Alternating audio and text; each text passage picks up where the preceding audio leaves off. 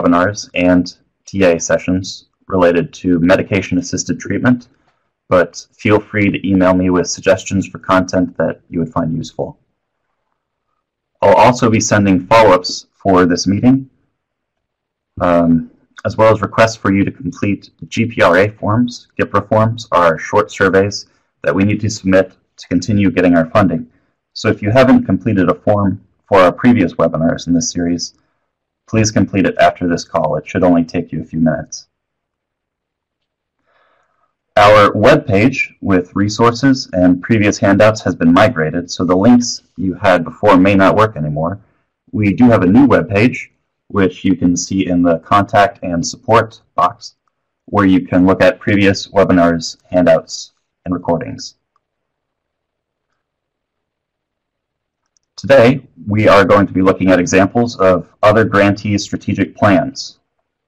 If you have any questions or would be willing to share your plans with the group today, please let us know in the chat or raise your hand by clicking the figure icon at the top of the screen.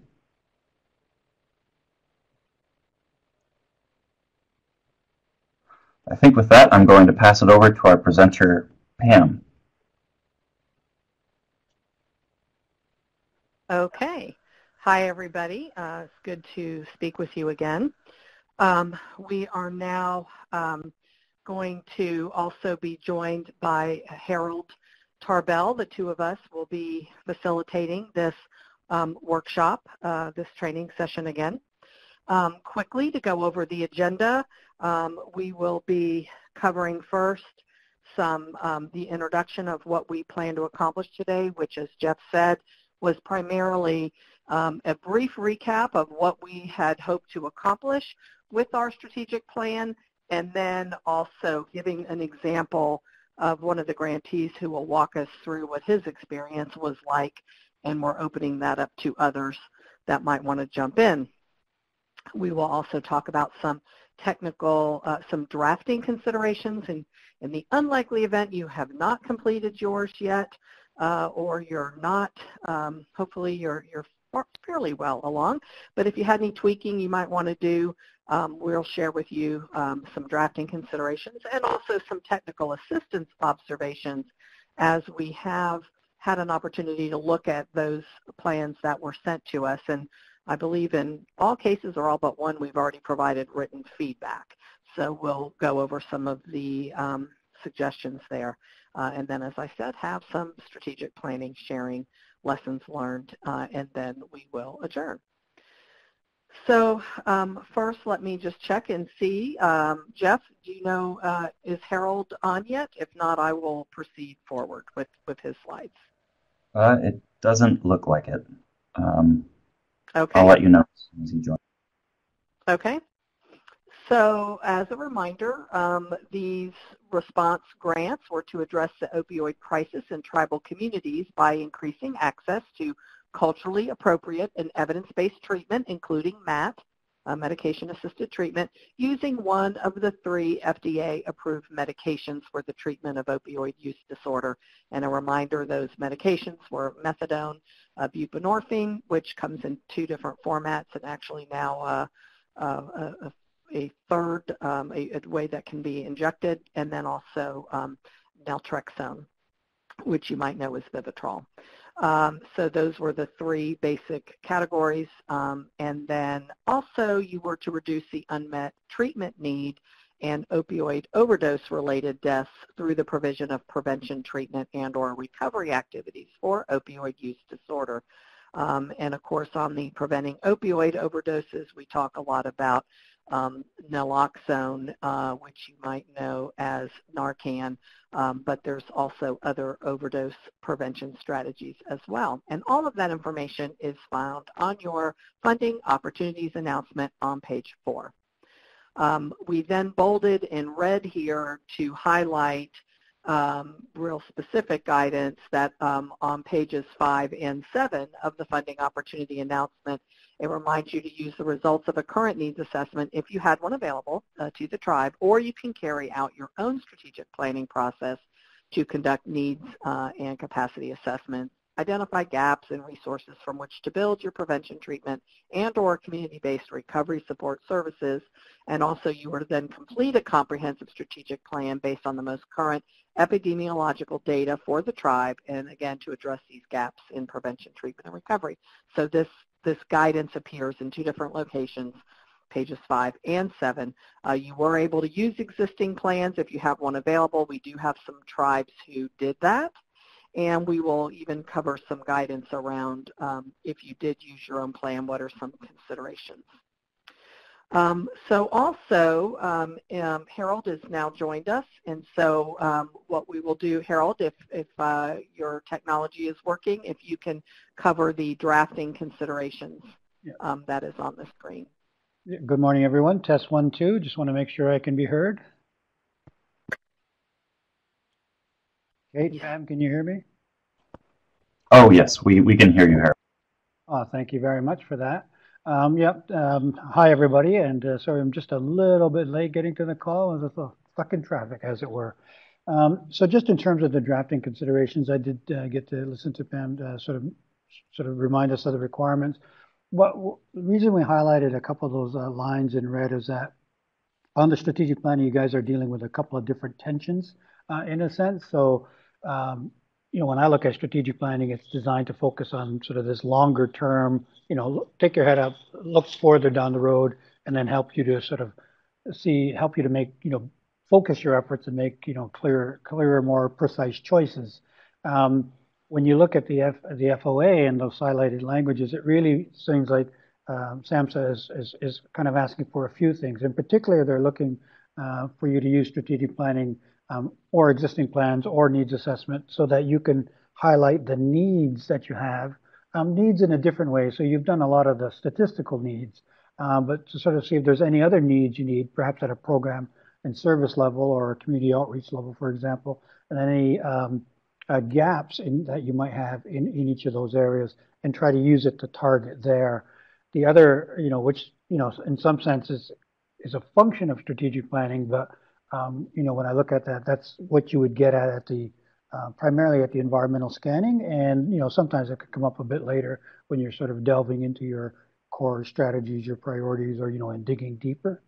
The other point we wanted to make is that the other pressure we think that we see in the FOA and that you may be feeling is, in addition, you're being asked to, in fact, instead of sort of finding that middle ground between the long range vision and, your proposed work plan and your funded work plan, you're asked to sort of get into more detail. And so when we look at the rapid strategic action planning template that we, that SAMHSA looked at and approved, it does sort of suggest that also they're hoping that this will help you to contribute to a little bit more detail. Those are in a way competing, and I think people have sort of tried to work their way through that in a number of ways. And when we get to the some of the observations we have in terms of the tribal strategic plan results that have been shared and some other insights we're hearing from other people working on this, I think you'll see how that is playing out. So Pam's mentioned this, the fact that when we first looked at these, people were using a variety of different approaches. So some connecting to existing plans, some hiring strategic planners, some doing it themselves, some using other planning processes.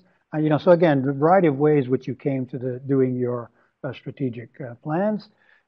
Here's our outline of the process. Again, just a reminder, at this point, we're really focusing on the writing, the implementation pieces that are there. And so, how you pulled it all together. And we do have some good examples that will be shared a bit later. And there is a little bit of this where it does talk about sort of monitoring and evaluation in terms of how you're going to use the strategic plan within the 2 years that you've been funded.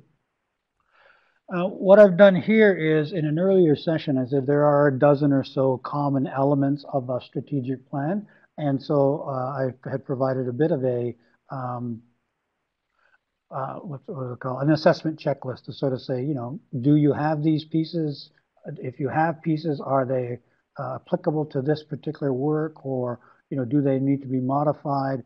What kinds of work, what considerations you got to keep in mind? Is there additional work to do? How are you going to do it? Are there additional materials to find, et cetera? Is there some sort of analysis that you need to be going through? So here, what I've tried to do is take some of the advice that we've given as we've gone through the process and sort of chunk it into those pieces, right? So when you look at this particular graph, it talks about the vision statement, and I've kind of given you those working definitions that you can use.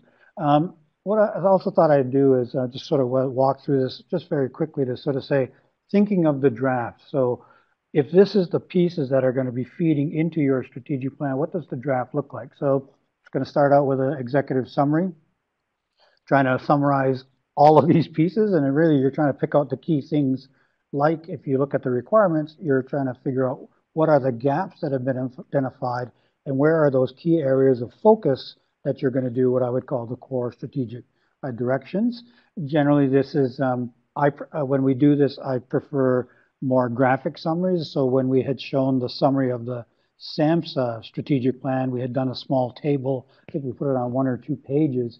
And, in a sense, that's a bit of an executive summary of their strategic plan.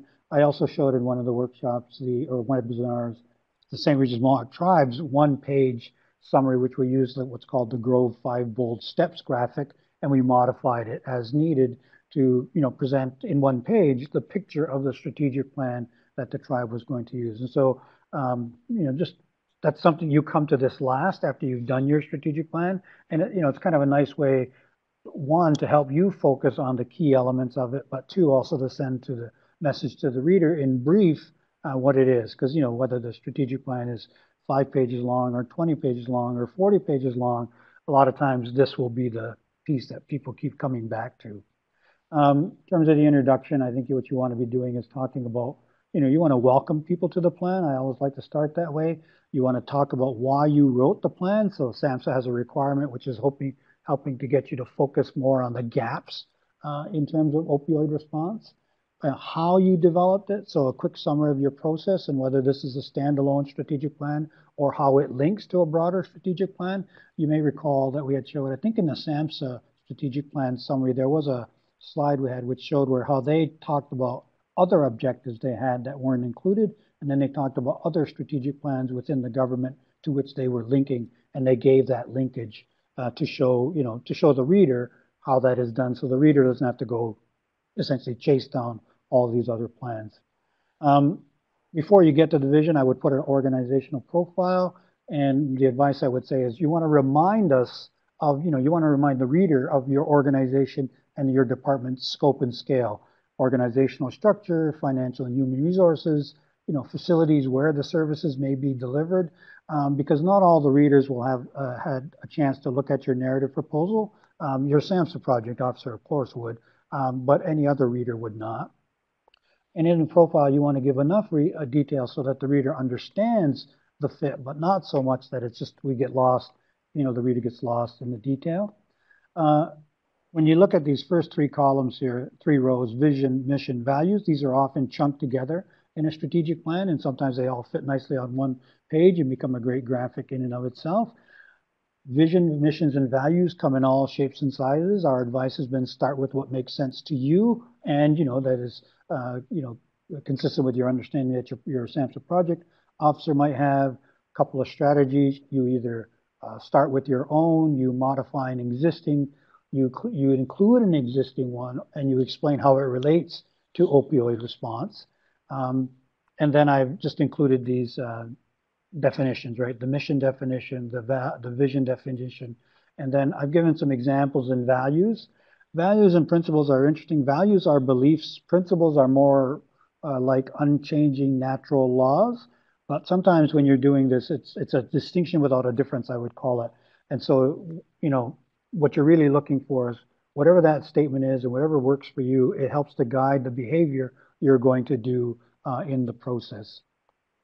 On the environmental scanning, essentially what I've just tried to do is say incorporate the content, the Grove graphic on context or the spot analysis or any other version. We also use what I call the red light, yellow light, green light analysis graphic, and that's a nice way of presenting it and demonstrating that it contributes to analysis. what I try to say is you're really trying to help identify the needs that are relative to both your external and internal circumstances, or here it's the external, in terms of what's relevant to you. So are there some gaps with external service providers, for example, has been one we've seen noted a number of times. So you want to, think about where the source of that gap is coming. You want to talk about those collaborations. You want to talk, so again, I mentioned a few of them, right? Other systems, legal, enforcement, criminal justice, etc.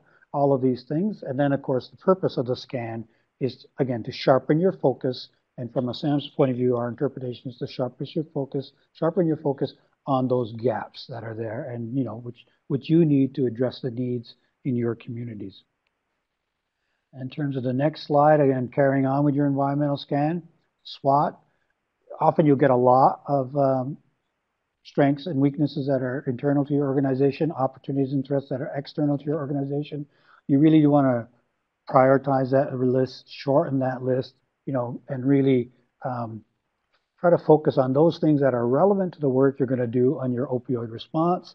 And then, of course, this is that area where SAMHSA has emphasized using this to, or a needs assessment to focus on those gaps in meeting identified needs. Strategic priorities, just very quickly there. I've noted there just a number of what, you could interpret as SAMHSA's priorities as reflected in the FOA. So treatment and medically assisted treatment, other prevention and recovery service gaps, collaboration and not supplanting existing services and programs and strategies that you're using.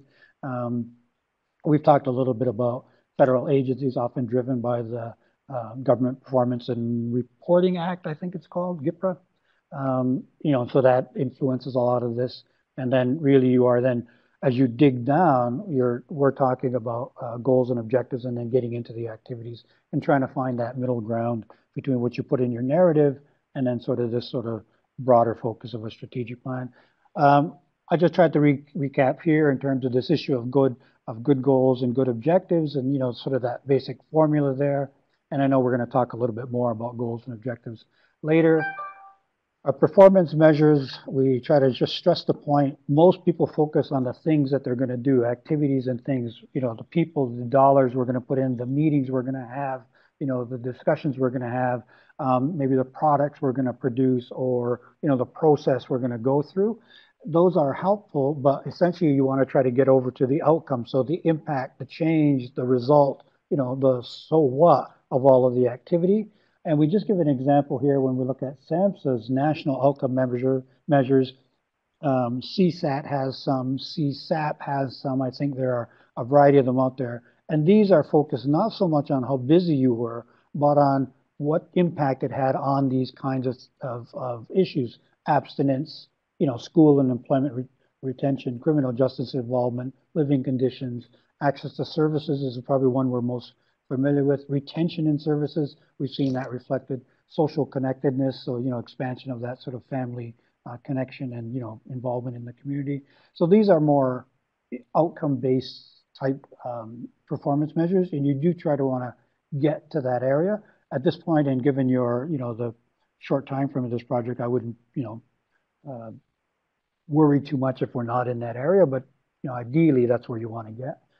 Implementation, essentially that's what's the connection when you put your plan in place. Essentially you're going to go back to your work plan that was approved and you're going to start doing that. You want to just keep checking in terms of those time frames. So there's a number of them that are in the remaining time of the FOA itself, and so you want to sort of align that. I think when you're doing your implementation, your monitoring, your evaluation, which is just checking in to see how you're doing on it, I would try to align any benchmarks or timeframes that you have in the FOA or your contract with SAMHSA with that opportunity to revisit and review. And so that just gives you a lot of good context for that. So in a really quick way, I've just tried to work through that. I think we're relatively on time, Pam, and I'll turn it over to you for the next steps. Okay, so in thinking about the technical assistance that we've provided, we found some of the drafting issues that you might want to think about, some opportunities to maybe tighten up some of your language. For example, we saw instances in which goals and objectives were conflated.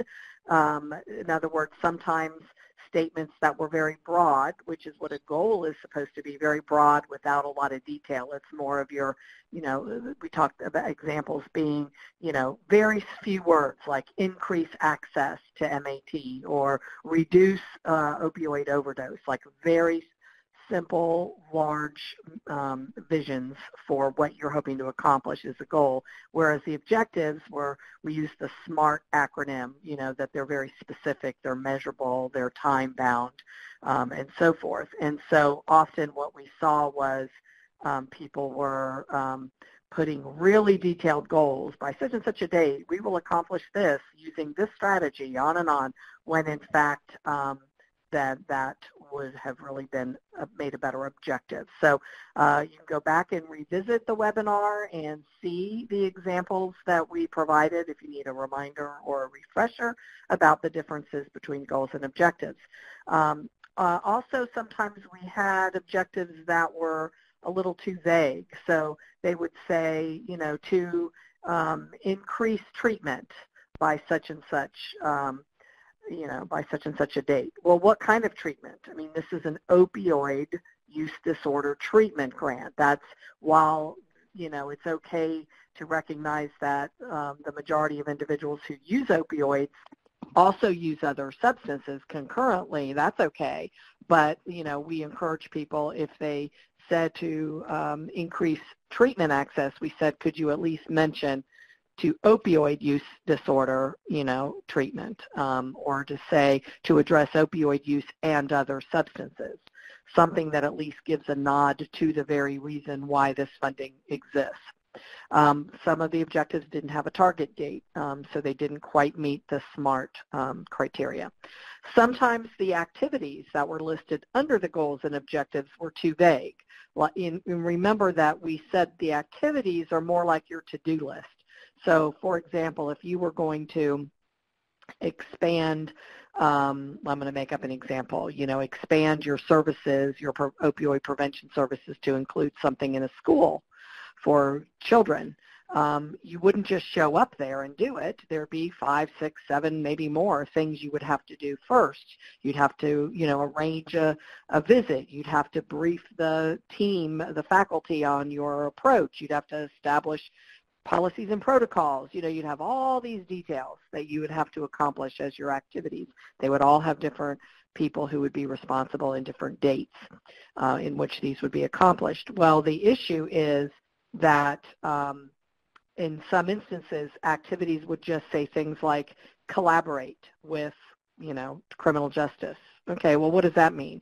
Collaborate on the phone, in person? Does collaborate mean they're going to refer people to you, or that they're going to participate in opioid use disorder training so that everybody has a common, foundation on which to move forward in the new world of addressing opioid use disorders?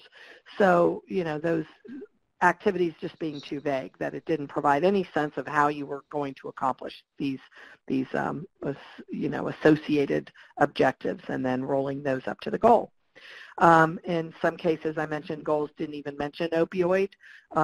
Sometimes they mentioned substances in general, or sometimes they would say, provide prevention. Okay, well, opioid prevention is what the grant is funding, so we need to at least include that term and specify what kind of opioid prevention, because there's a number of different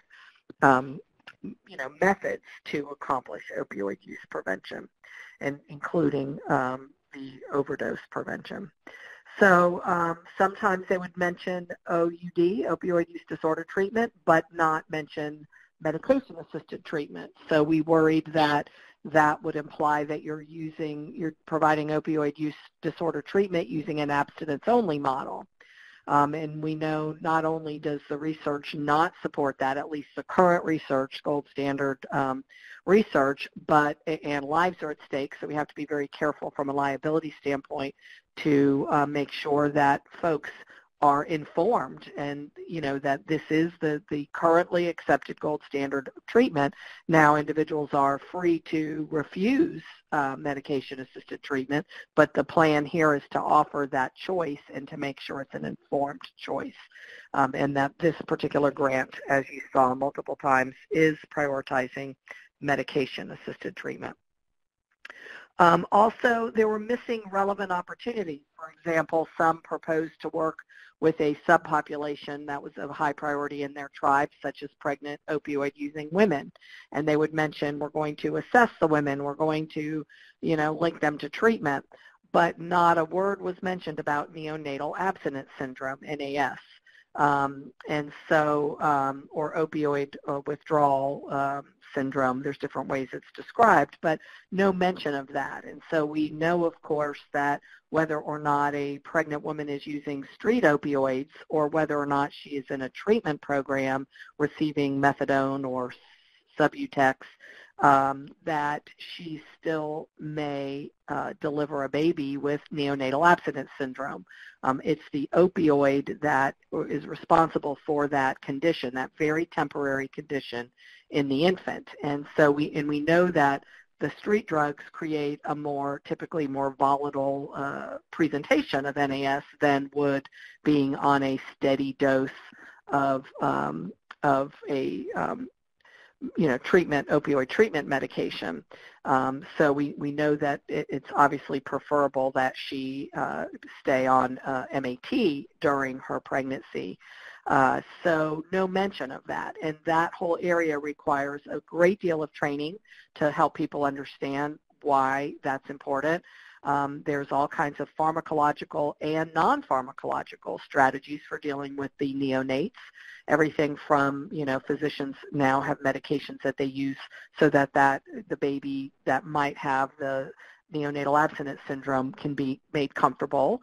And they also have swaddling and lighting techniques and things that we now know can work, and rooming in with the mom, breastfeeding. There's lots of things that can reduce the presentation and the discomfort of neonatal abstinence syndrome in the infant, but there was no mention of that. And so we would hope that if you're going to deal with pregnant women, that you know that part and parcel of dealing with this population is being well versed in neonatal abstinence syndrome, making sure all your partners understand that, make sure mom understands that, that you're working closely and collaborating between the delivery hospital and the MAT program. That can help reduce any problems with child welfare, coming in to remove the baby if they know, the baby might have NAS, but it's NAS in response to mom being in a treatment program where she's getting a medically managed dose of medication.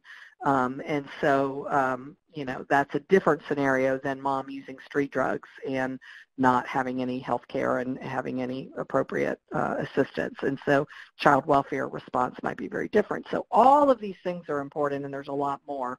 And by the way, these are topics we can cover in trainings in December or in April or whenever, if we hear from you that these are topics you would like more information on. So also increases are proposed, let's say that the strategic plan said we're going to increase MAT access. Well, how do we know that access increased? Do you have a baseline? So the need to specify we're going to increase by X percent or by X number of individuals per year or per month or whatever your time frame is, but also to know where did you start. So, are you serving people from your tribe or accessing MAT now maybe only 20 a year, and you're going to double that and try to go for 40? Where are you starting and what is your proposed increase? And so without that detail, it's hard for anyone to know that you got where you pledged to go with that commitment. So these are and perhaps what you have to do if you don't have that data available right now is that part of your activities would be to establish a baseline. So you might have a goal that says increase access, And if you can't specify what percentage or by how many individuals, then maybe one of your very first activities is establish a baseline. That might require you to call around to the local MAT programs to get a sense of, if there are any, how many of your tribal members are getting that access. They won't be able to give you names and things because of confidentiality, but they might be able to give you some ballpark, and again, it's going to depend on your local situation and how strong your relationships are, how much access you will have, or how you can determine these baselines, but it was really too vague in some instances.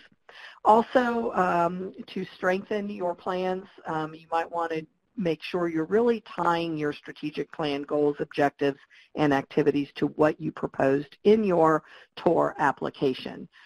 In many instances, we reviewed strategic plans, but we didn't have the benefit of the grantee's application, and we've been requesting those now every webinar, and we'll remind you again, if you haven't sent it in, please do, because that will enable us to not only help ensure that you, or give you the feedback that you do what you please with around whether or not you've missed opportunities to tie in your plan with your application, but we might also see areas that will help inform technical assistance opportunities down the road that you might find helpful. So please remember to send those applications in, and we'll send you the email address again at the end. But the need to tie these things together is important. And lastly, the strategic plan may contain very good goals, objectives, and strategies or action steps, whatever you call them, but they're not always in the most logical grouping. So in some instances, I found myself saying, wow, these are really great, but these really, these activities down here seem like they go better with goal 2, not goal 3. So whenever you feel like you have everything together, then, take a look back at each set of goals, objectives, and activities or strategies and see, do they make sense being grouped together, or did you mix and match maybe a little bit where it looks confusing? And then there's some formatting issues. We had offered a template that had little highlighted, like shaded prompt boxes. And those prompt boxes were really for your benefit. We tried to take all the requirements in the FOA, and we logically placed them in the template to say, don't forget these, especially if these are things you promised to do in your narrative. And so once you've read those and you felt like you've addressed them, or you made a decision not to address them for whatever reason, then you're free to just delete those prompt boxes. Those are more like a cheat sheet for you, but they might appear confusing to a third party who is reviewing your strategic plan. So also, it's always a good idea, as Harold reminds us, to have your organization's, your tribe's mission and vision somewhere on the plan, and that an introductory few paragraphs or page or so is usually a very good way to do that. So that is another thing that we found. Harold? Thank you very much. So one of the things that I had done is I reached out to a few of the people that I know who are actually working in the tribal communities with some of the TOR grantees, or who also done strategic planning around substance abuse treatment, recovery, and in particular opioid responses. And so tried to get some feel for it. I got some good information from good friends and colleagues of mine at Kaufman Associates. And in fact, I think they were working with the Crow when we did one of our early ones with the Crow Nation, and the Crow Nation was saying, well, we're in the middle of our strategic planning. So I think it might have been them. What I asked them to do is just share some reflections, but more from a generic kind of view without referencing any particular tribe. And so these next few slides are sort of, again, things that they're seeing in some of the opioid response strategic plans and strategies. And so, again, we offer those as to the degree they're helpful to you to help shape any component of your emerging or draft strategic plans. So a couple of things that my friends noted was that, some of those key themes or some of those key priorities, healing, treatment, outreach, working together, safety. I mean, people would talk about it in sort of very moving ways in terms of seeing our families, turn to our culture and begin to heal, offering treatment through culturally informed approaches. which is often can be one of those key priorities or what we'd call a core strategic direction, sort of cultural inclusion or cultural practices. We'll see here a real theme on families again. So, that's always been an issue for us in Indigenous communities in terms of individual work, family work, community work, clan work, the work of the nation itself. So again, trying to find that way for that to work, and then sort of that collaborative approach. So you really see some strong themes that are coming out of some of the both priorities, but also priorities as expressed in some of the visioning discussions that they've been having. When it came to environmental scanning, some of the observations are, and we've seen that as well with the TORs that we've worked with, that each community and organization is in a different place when it comes to capacity, whether it's in terms of its treatment approach or whether it's in terms of its familiarity or use or availability of strategic plans, whether it's in terms of the staffing complement that they have available. So people are, and all of the TORs are in different kinds of places. I'm not sure if Pam mentioned it earlier, but one of the things we also noted was when we looked at sort of the annex in the FOA, which talked about potential ballpark funding figures, a great majority of the TORs in terms of their scope and scale, so in terms of their ability to do additional work, it's fairly limited to sort of that $50,000 to $150,000 resource range. Another challenge that we saw that we've been hearing about, and we see it here, and I think Pam's kind of mentioned it, is that it's very difficult sometimes to just retain that focus on the opioid response and the opioid specific component of our work here, of our organization, our unit, our department's work, or our organization's work, or even in terms of how, let's say, a broader strategic plan would then relate to it. Trying to, keep pulling it back to that has been a real challenge, and so, noted there. People have talked about a couple of different things in terms of the approaches being proposed. So co-occurring trauma, which we're very familiar with in our community, MMI, WNG, of course, the acronym for Murdered and Missing Indigenous Women and Girls, in the sense, how that creates a dynamic, which we need to be very sensitive to as we're trying to deal with this type of substance abuse issue. Also the challenge about, we've seen it even in a number of the proposals, other medically assisted treatments, which may be more appropriate to various communities, and just sort of struggling around how to accommodate that. Greater cultural inclusion, of course, and which practices could be used, and we do have that constant tension, I think we'd call it, between evidence-based practices and practice-based evidence. The other point there, lack of coordination and syncing between this particular initiative and sort of those others available nearby, and that's that whole external. So I think the tribes have been very good about sort of talking about and planning and designing how that interaction is so that they're filling those gaps in current services in a wide range. But it's that other issue about sort of loopholes created, and this could be even loopholes in terms of drug-seeking behavior or relapse, or just making sure there's a much more coordinated circle of care, let's call it. And then in fact, another change is, of course, cannabis legalization now creates a different dynamic, whereas we were often coming from the sort of the stigma of cannabis. Essentially now cannabis is moving into that. Clearly in the medical side is possible, but also moving sort of into the range of regulated alcohols and other drugs. So, again, some issues that they've noticed. We've talked a little bit about strengths, weaknesses, opportunities, and threats. Here were some examples that were provided, and essentially I took them and put them into the Grove graphic that are there. So when you look at the strengths, again, family, culture, traditional practices, spirituality, and then some of the programming and people we have in the community. So behavioral health services, educators, role models and mentors, the community work that's being done, in outside of the program, so to speak. So you can see those kinds of strengths. The problems, I think, are pretty, I think you'll see those reflected and be pretty consistent with what I think you've talked about and the ones we've seen in some of the strategic plans we looked at. Again, opportunities, when you look top right, there's great opportunities. One of the things that I do note here is I think this is another area where you really want to push yourself to be more specific. So these are good things here, but they are also fairly general. The format may also be an issue, but of the graphic. But you do want to then try to figure out, are there opportunities to take advantage of, or are there opportunities we can create given these other dynamics? So try to think of that. And then of course the threats. And some of these threats, some of these problems are reflective of the earlier comments made, both in visioning and in environmental scanning. In terms of some of the strategic pillars where people have been, again, what are their core strategic directions? What are their priority areas of focus?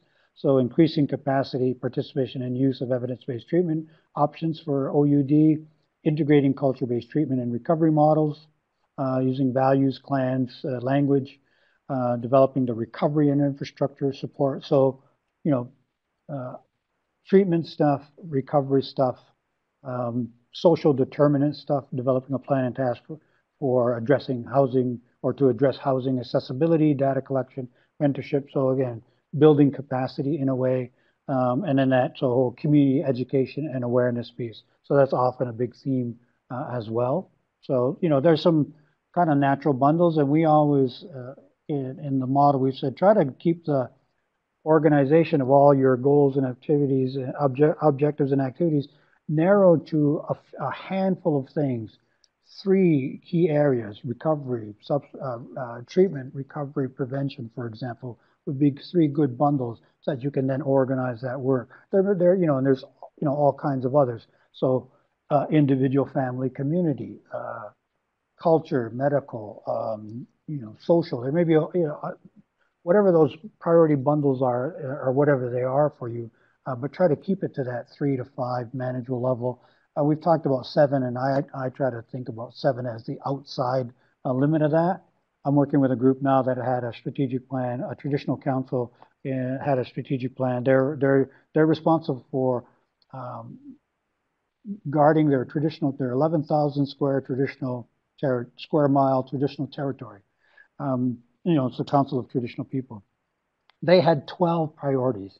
And so in a sense, when we were able to work with them, we actually boiled it down to 3 bundles. It was the traditional territory, so focusing on that. It was the traditional family, so their council is made up of the 14 original families, so we focused on that. And then there essentially the third one was organizational capacity. The council in and of itself being able to function effectively and have the capacity to do the work with the families and on the land. So, again, trying to find ways to help organize it and keep it into a manageable amount of priorities.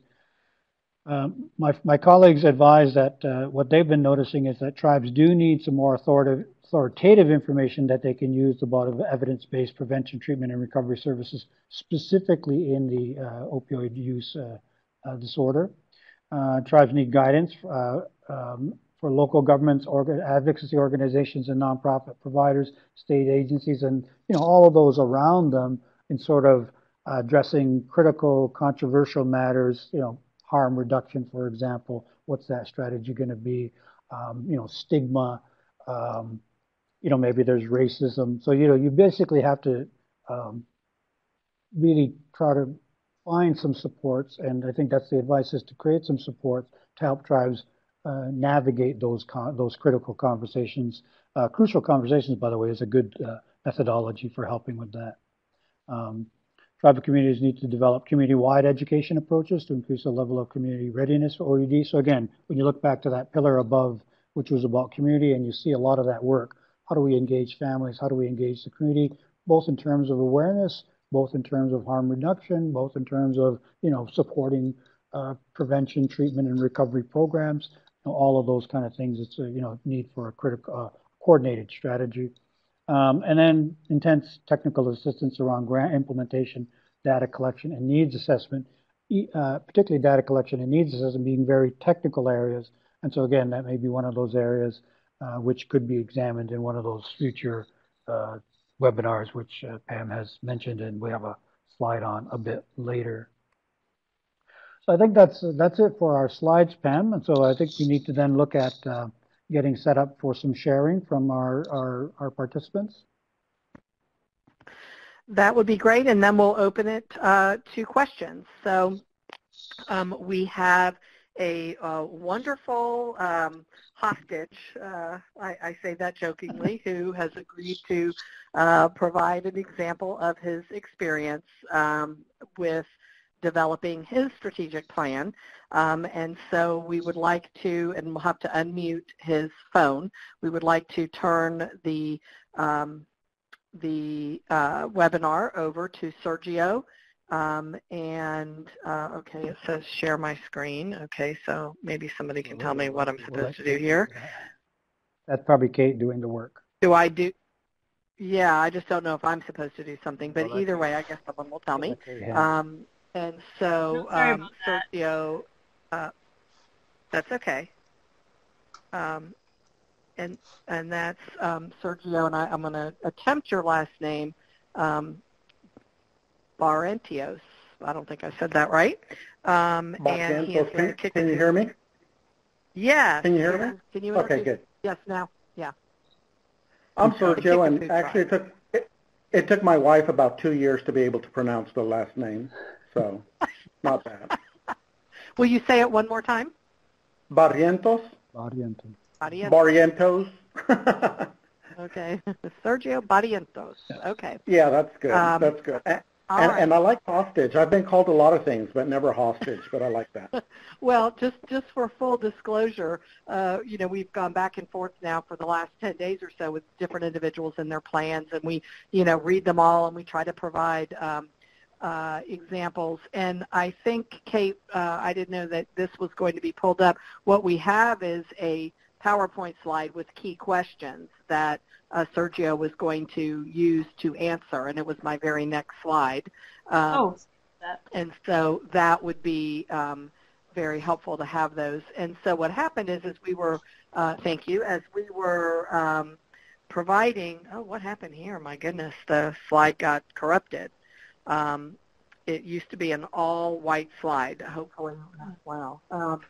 Okay, so what we'll do is hopefully you can still read these questions, but what we did when we reviewed the plans is we asked folks after they were done, hey, no good deed goes unpunished. Can you share your experience of what it was like when you put your strategic plan together?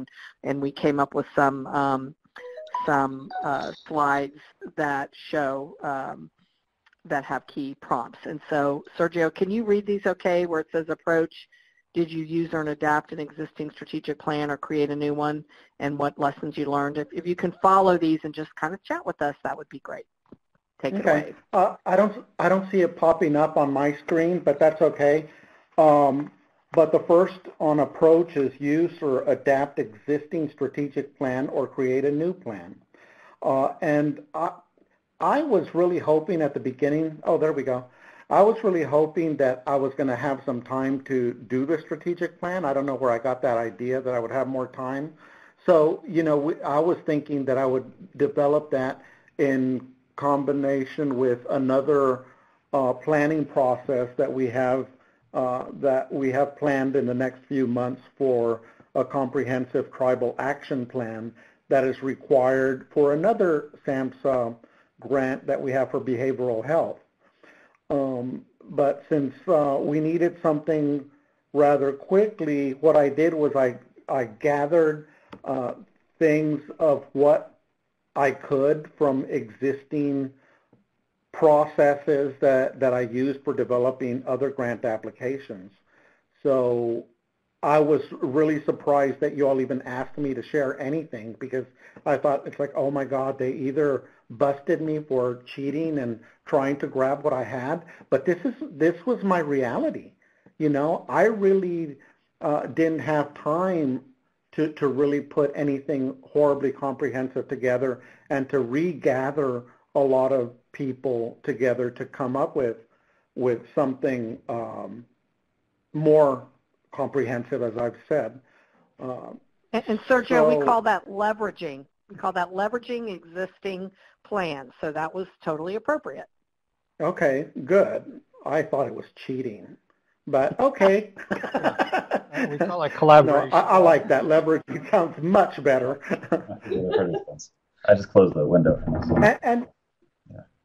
And I think that that's actually really appropriate because, I mean, reality is that I'm sure that I'm not the only one in a tribal community that really you use what you have.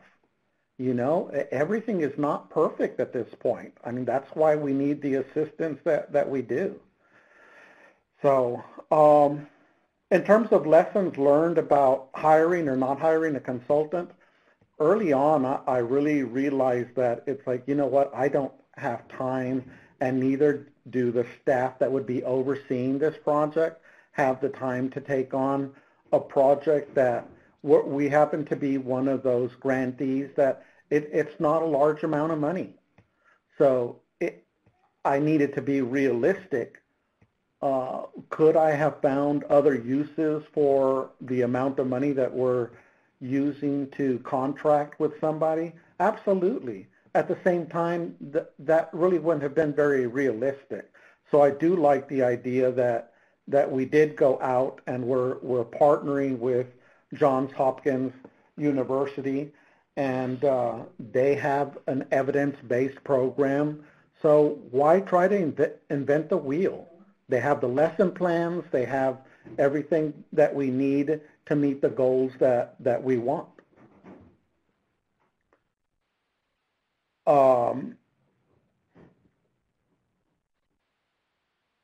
Yeah, I mean, anybody can jump in wherever you want, but, or should I just go on to content? Mm-hmm.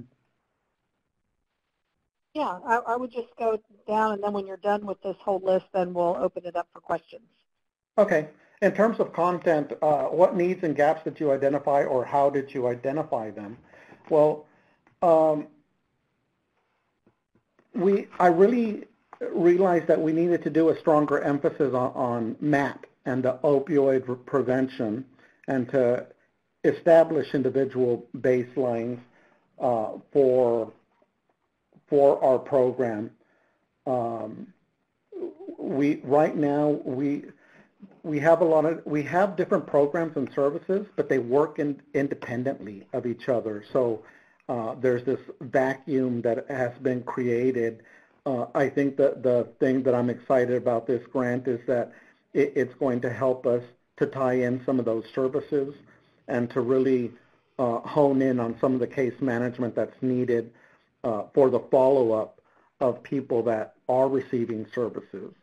So even though somebody may go into treatment that is providing MAT, nobody's tracking them.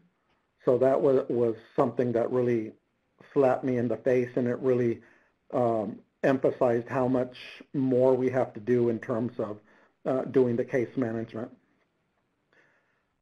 In terms of links between the proposed goals and objectives and those on my strategic plan, you know, we really started off with looking at the number of charges filed with tribal court against youth and young adults.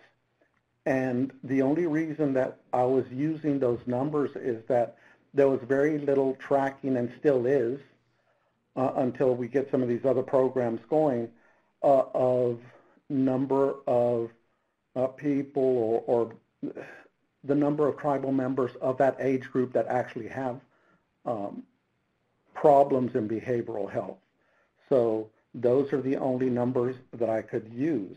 However, it did tell a story, you know, that we do have a lot of young tribal youth that are being arrested, and it's usually as a result of alcohol, opioid, and substance abuse. Or misuse. I don't think that we even fully yet really, I know for a fact that we really don't know the extent of the problem of the opioid use, because like in many other communities, if they're using moms and grandmas medication, you know, we really aren't looking at that, or it hasn't been identified, I should say.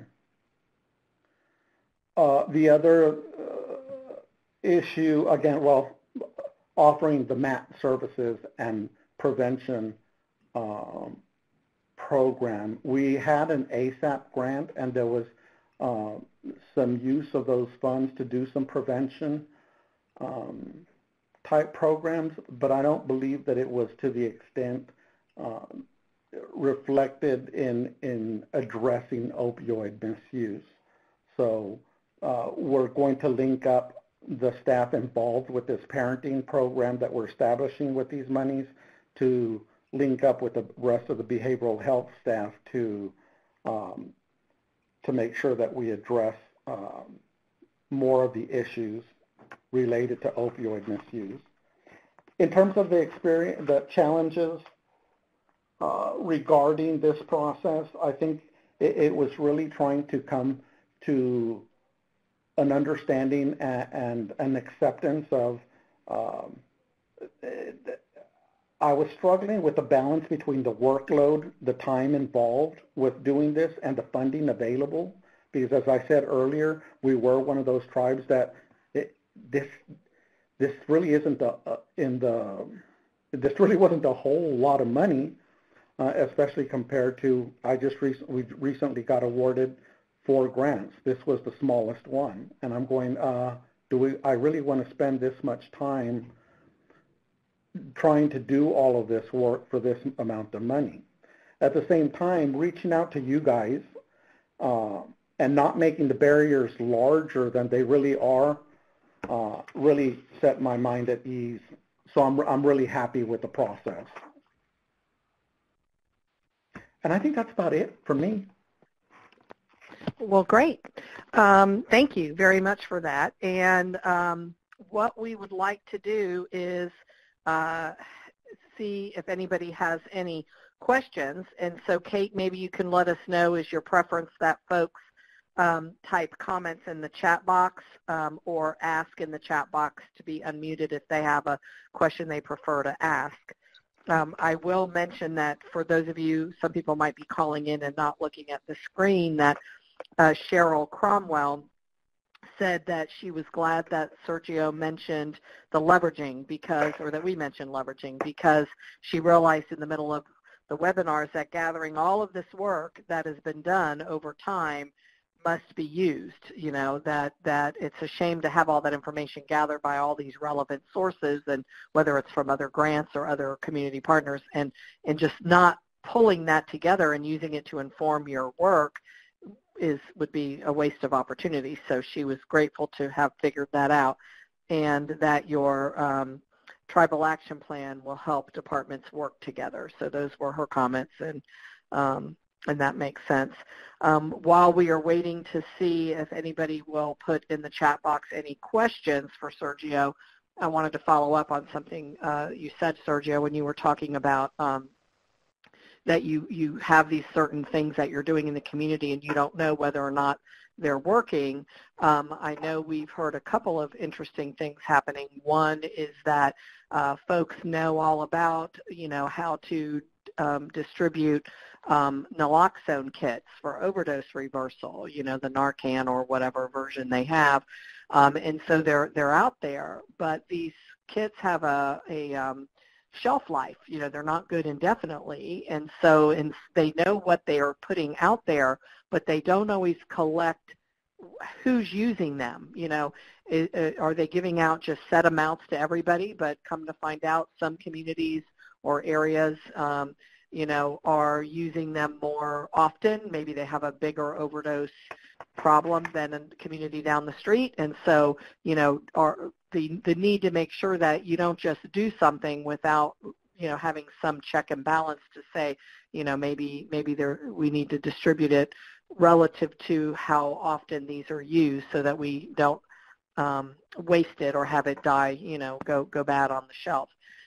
Also, we have heard some interesting things like different groups that are using, now this would only work in a larger area, not so much a rural area, but where the providers are linking up with Uber and having the individuals that might overdose and end up in a hospital setting, making arrangements with the hospital through a collaborative practice memorandum, having that hospital then offer a free Uber drive for the person to then go straight to the medication-assisted treatment program, so that while they have that, we call it a peephole of opportunity. It's not even a window of opportunity when somebody has overdosed and survived and they realize, wow, I really, I almost died. I really need to get a grip here. If you miss that window or that peephole of opportunity and you say, yeah, come to make your appointment in a week or 2 weeks or even days later, you rarely will see the person. But if they can come, right then to, if you have a plan where they can go to be safe and to meet with some recovery support folks or, work directly with the MAT provider, that was kind of a novel idea to minimize access barriers. So there's a lot of interesting things happening out there. Okay, so Kate, you've asked if anybody has any questions, and you've asked them to raise their hand button, to push the raise the hand button at the top if they want a microphone, or they can be unmuted that way, or you can type in your questions. So we'll give it another 30 seconds or so, and then we'll keep moving. And while we are waiting to see if anyone has any other questions, if there's anybody who would also like to share, in fact, we'll move on to the next slide. If anyone else would like to share their strategic planning experience, we would welcome that as well. So you would just need to let us know in the chat box to unmute your phone or put your hand up. Cheryl says that her tribal employees were trained by the IHS clinic nurses, and there is a process that helps monitor the usage of the kits. Oh, that's good, because that's not happening everywhere. So it's good to know that there's a process in place, and it just shows that there's, again, so many steps to this work, and that detail would also be great to be in your strategic plan if you're planning to do any naloxone distribution, that you work either yourself or with others that have some type of registry or monitoring to make sure that things are not lost. Okay, so we'll give it another 20 seconds, and I also want to mention that we, Cheryl says yes, and we can share that process. So she will make herself available to, if anybody would like more information on the naloxone distribution registry or the accountability process, that you can reach out to Cheryl Cromwell. Cheryl, can you put a contact? Go ahead. Yeah, I was going to say, can we give Cheryl the microphone for a bit? Let's see if she's willing to do that. Absolutely, Kate.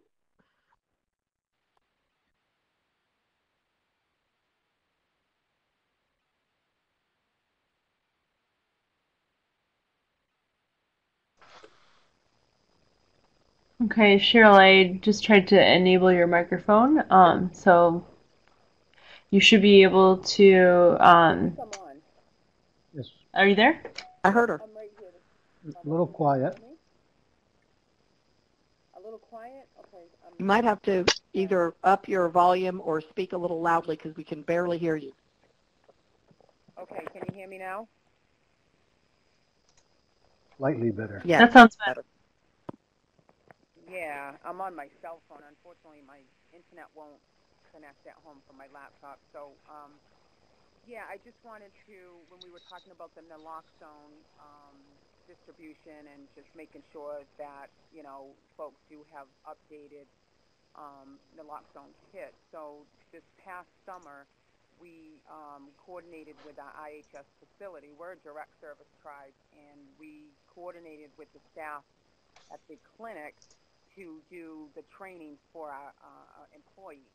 And that was in regards to, really increase the ability for the tribal employees to, really know about the naloxone, and not only know about it, but to be able to utilize it, because we were having, we have tribal members that come in to utilize services, And, we've had a couple of a situation where, we had to use it. So we felt that in order for us to really be, equipped to deal with any, other situations that may arise, we mandated all the employees to be trained. And so, Cheryl, we can't hear you again. oh, you can't hear me? Oh man, that's not good. Let's see. Hold on. Cheryl, you should be able to adjust your microphone volume if you click on the drop down next to the microphone icon. She's just on her cell phone, though.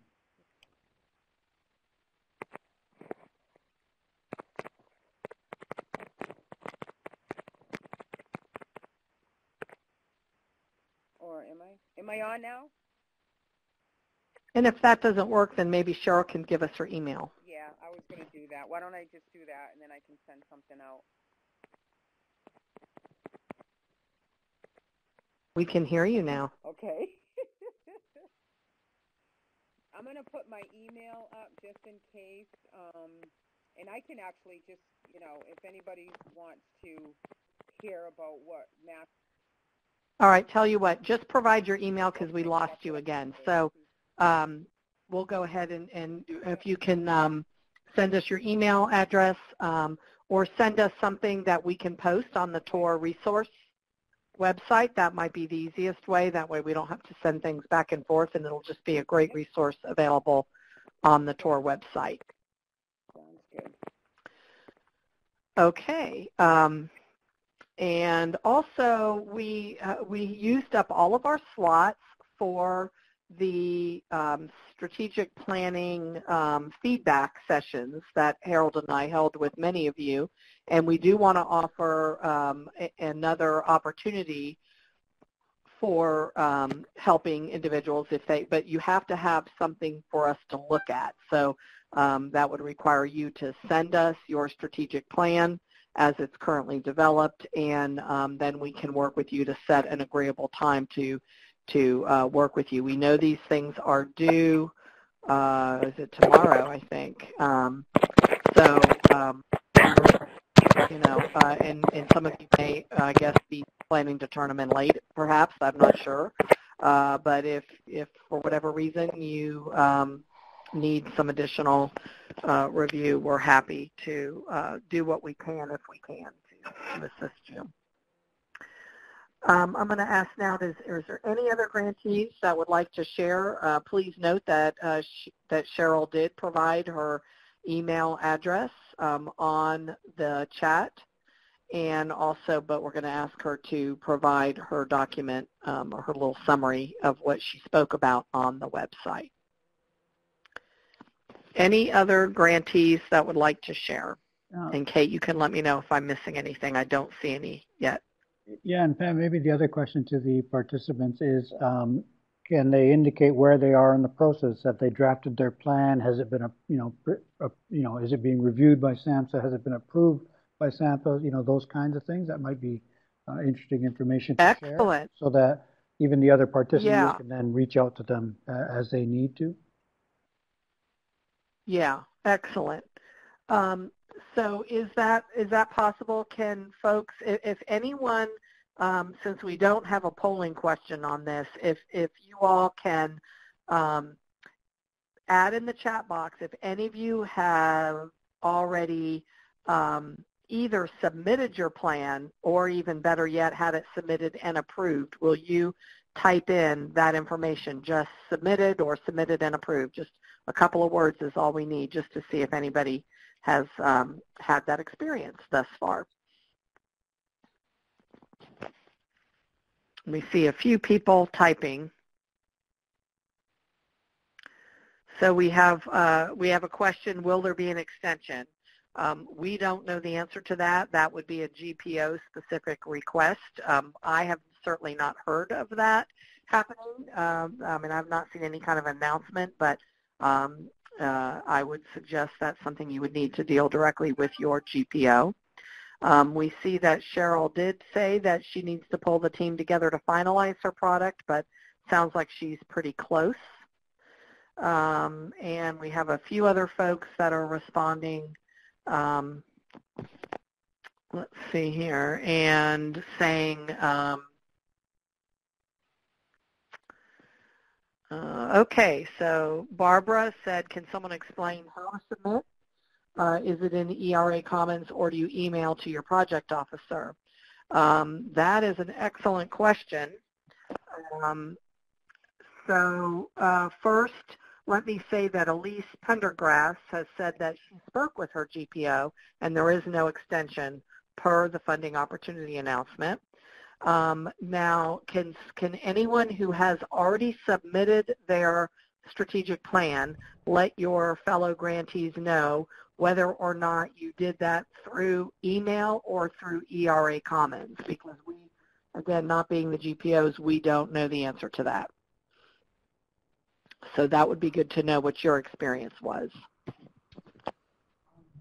From the GPOs that I've talked to, email is just fine for them. There would be no submission under ERA Commons. Oh, thank you, Jeff.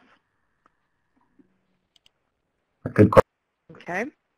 Yeah, really good.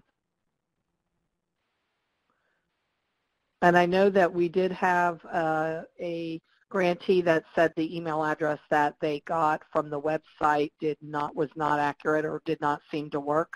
Jeff, can you speak to that? Do you know, was there any kind of a correction, or do you know anything about that?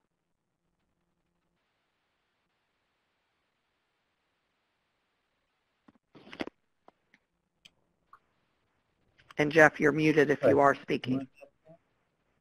Barbara?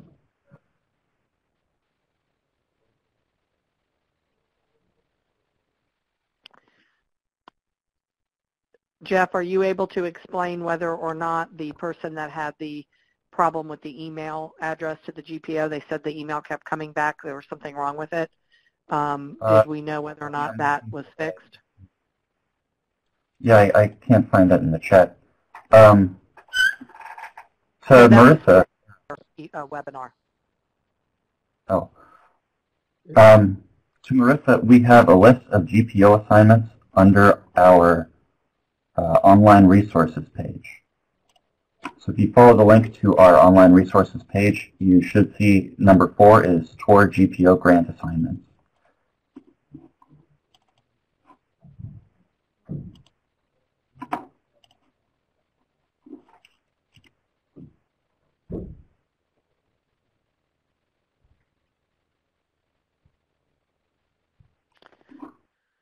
Okay, and Cheryl reminds us that your GPO would also be in your notice of award documentation.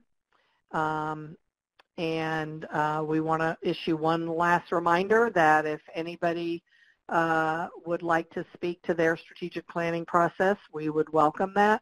We'll give you another minute or two, and then we will wrap up for today. Also, if you do have trouble contacting your GPO, you can just send me an email and I'll put you in touch with them.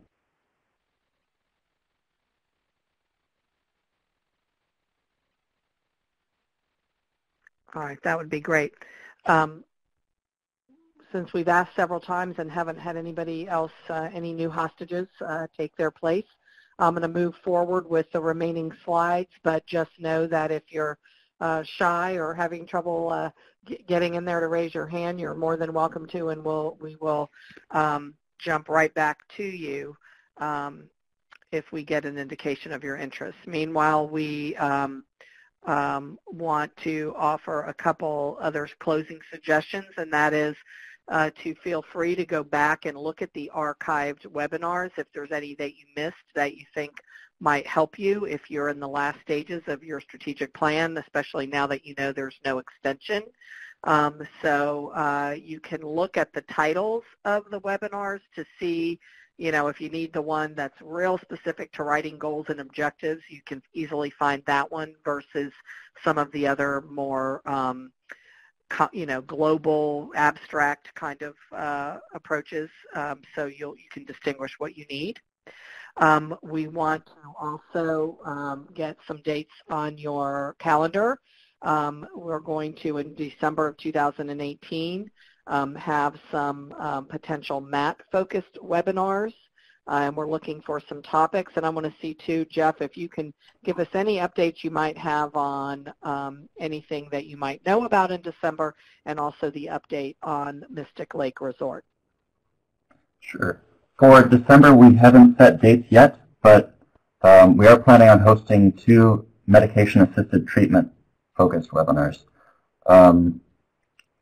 For our Mystic Lake TA gathering in April, we're planning to cover both clinical and administrative issues, everything from medication-assisted treatments to traditional cultural implementations, treatment for pregnant women and prenatal care, as well as workforce development needs and how to set up a sustainable service. We'll be posting an agenda in the next month, and if you have specific topics for either webinars or topics that you would want to be addressed in a face-to-face gathering, please let me know. My email is in the contact box below.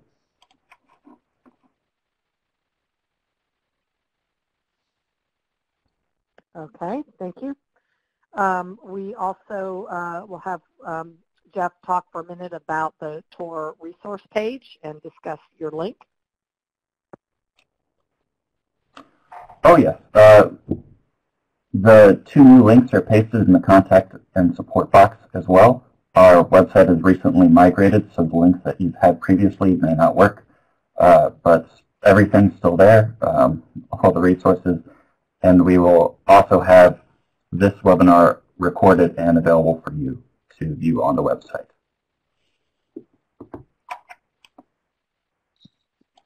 Maybe the last. Thank you. We also, go ahead. Sure. We've been talking. I took that assessment checklist that I did, and I actually typed up a really brief bullet point annotated table of contents of a strategic plan. I've just sent it to Kate to sort of load it in the files. So it's a MS Word document, gives you a bit of a frame. If you're still pulling all these pieces together and kind of wondering how to put them together, this might just give you a place to sort of anchor them in a nice template to use it. So again, once again, we provide that as we do all of our material to the degree that it's helpful to you and you can use it, fantastic. So anyway, what it does is it provides a bit more information than what I have in the slides already, although I did copy out the information in the slides and include it. Wonderful. Thank you, Harold. Also, we still would very much appreciate a copy of your grant proposal at tor-ta@jbsinternational.com. And that link, I believe, if it isn't also on the TOR webpage, maybe Jeff or Kate could have that link added in case you don't have it written down. But this will help us both refine future presentations and also to determine some of your TA needs that we can anticipate for both December and also the April voluntary TA gathering. And last but not least, we have Jeff's contact information. He is running this project through the University of Iowa, and if you need to reach out to him, all of his contact information is here on this slide. We will check one last time the chat box. We don't see anybody frantically waving their hand to volunteer to share their strategic planning process. We're going to see Harold, what Harold's typing, and then we will Pam, wrap up for today. About, did anyone have any technical difficulties accessing previous websites, webinars? Because I had gone at one point to look at a couple of them, and they wound up being a bit, some of the slides were good, but then after a while it got a bit skewed. So I didn't know if I don't know if anybody else had that problem, or Kate, if that it was an issue at all. Sorry about that. I don't, if people want to comment on that, I would welcome those comments. I think sometimes the Adobe Connect system, because it convert slides to a different format every once in a while. The whether it's the backgrounds or something do get a little bit funny, so I apologize that I didn't get this up in time to see that those issues had taken place. But thanks for everyone for your patience, and I hope you can see things okay. The handouts of the slides will look as they should have. So if you wanted to review those are available to download in the Files pod. And Kate, did you get my email with the annotated table of contents? If you could load that to the files, that would be great. Yes, I will do that. Thanks so much. And Tori is asking, are the webinars recorded? And yes, they are. And so the archived version is what you can access. Is that correct, Kate? That they would get the archived narrated version? Yes, that's correct. So you can view any of these at any time. I understand a couple of the videos that we had put up there are corrupted, or were corrupted about a half an hour in or so. So we're working on fixing that if you come across that issue. But those will all be available as long as we have a website on at the link that Jeff just chatted in the chat box. So those are available to view at any time.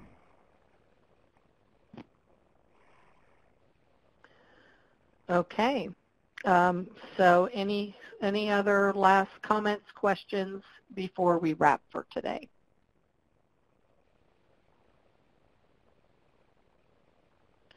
Okay, well, we certainly appreciate your participation in what is now our last strategic planning webinar. Please feel free to reach out if there's any way we can help you in the final stretch here with this due date looming for tomorrow. And we appreciate your attendance and look forward to working with you going forward.